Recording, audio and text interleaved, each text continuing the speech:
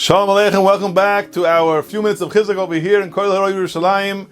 A few minutes of Chizuk from the weekly Parsha. We're holding over here in Parsha Zachrei Mos Kedoshim. So much to say, and we would like to start with the Psukim, which is brought in Parsha's Kedoshim.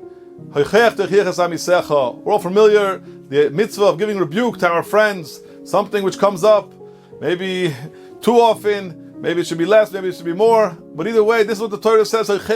Give rebuke to your friend when you see him doing something wrong. Very interestingly, everyone points out, what's this double lashon? It wasn't enough for the Torah to point out, it had to be one time, not twice. What's that second point that I had to make, that double lashon over there? So it's very interesting. In the Sefer Ben Ish Chayev, his drashos ala Torah, he brings over there an unbelievable mashal to be able to bring out this point, what exactly the Torah was referring to when it was talking about the double lashon of and he says that there was a certain country over there, they didn't tolerate any type of stealing. You couldn't steal in that country, and if you did, then you got killed. The death penalty over there for somebody who would transgress such an avera like stealing. So there was a certain person, he was a smart man, and he of course he didn't have any funds in his house. He didn't have anything to go feed his family. So he had no choice. He went around and he went to go and steal certain things in order to go and bring stuff home for his family to go and eat. But of course, you can't do that. You have to go to work. You can't go and steal. So what happened was they caught him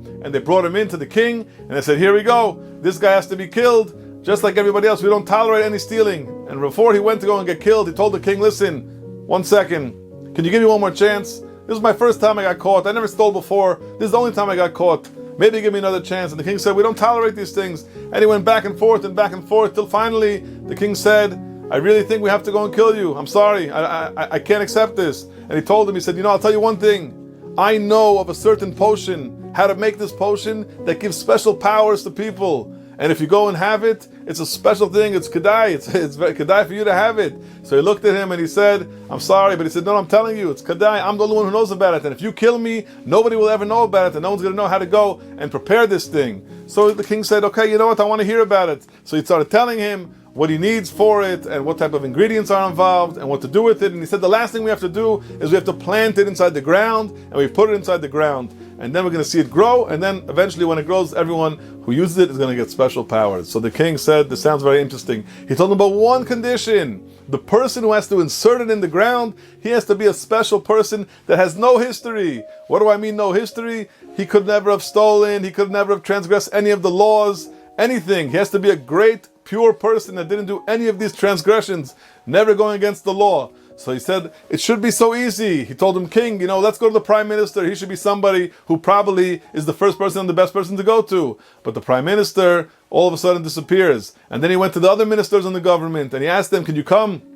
We want you to go and insert the thing in the ground. We need some pure people.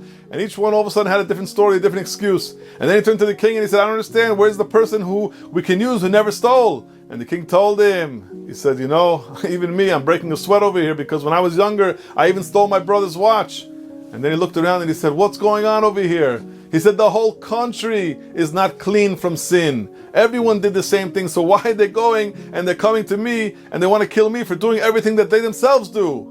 Says the Ben Ish Chai, unbelievable. He says, we see over here, that's the whole idea. When it comes to giving rebuke to others, we're so quick to it. We see all the faults. In every single person, we see all the faults. We come to shul, we see this one did this wrong, this one came late, this one was talking too much, this one, all the excuses. This one eats over here in certain places where I don't eat, and this one goes to vacation where I don't go, and this one does things that I don't do. Everyone's saying that everyone else does things that he doesn't do. But he himself, he's a perfect person. Says the Ben Ish Chai, no, that's what the Torah is coming to teach us with this mashal over here. That before you go and you want to go and give rebuke to another person, you have to first look at yourself. The first time, look at yourself, and then teichiach. First give yourself a teichacha. See where you're holding. See where you are holding in this world. Are you holding on that level? Are you holding on the level that you also don't do those things? You also don't transgress any avera?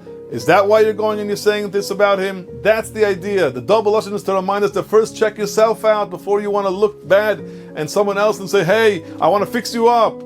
That's what we have to do. We have to work on ourselves. The unbelievable thing happened that two mashgichim of yeshivas once came to the great Goyen of Aaron Leib Steinman, Zecher Tzadik Levracha, and they told him, they said, Rosh Yeshiva, we feel like we didn't do certain things good in the yeshiva. We could have done much better. Maybe the Rosh Yeshiva should give us a patch. You should give us a little smack.